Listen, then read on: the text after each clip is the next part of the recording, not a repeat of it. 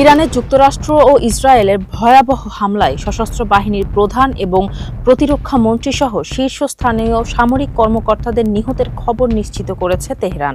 সরকারি সংবাদ সংস্থা ইরনা জানিয়েছে, শনিবারের ওই হামলায় সেনাপ্রধান আব্দুল রহিম মুসাভি এবং প্রতিরক্ষা মন্ত্রী আজিজ নাসিরজাদেহ প্রাণ হারিয়েছেন। এর আগে ইরান নিশ্চিত করেছিল যে সর্বোচ্চ নেতা Ayatollah Khamenei, national defence council Ali Shamkhani এবং আইআরজিসি প্রধান মোহাম্মদ পাকপুরও এই হামলায় নিহত হয়েছেন। এছাড়াও সশস্ত্র বাহিনীর আরও বেশ কয়েকজন গুরুত্বপূর্ণ কমান্ডার এই অভিযানে প্রাণ হারিয়েছেন, যাদের নাম পর্যায়ক্রমে ঘোষণা করা হবে। একদিনেই দেশটির পুরো শীর্ষ নেতৃত্ব ও সামরিক কমান্ডো কাঠামো কার্যত ধসে পড়ায় মধ্যপ্রাচ্য জুড়ে এখন চরম অস্থিরতা বিরাজ করছে। ফারজানা হাসিন, মানবকণ্ঠ।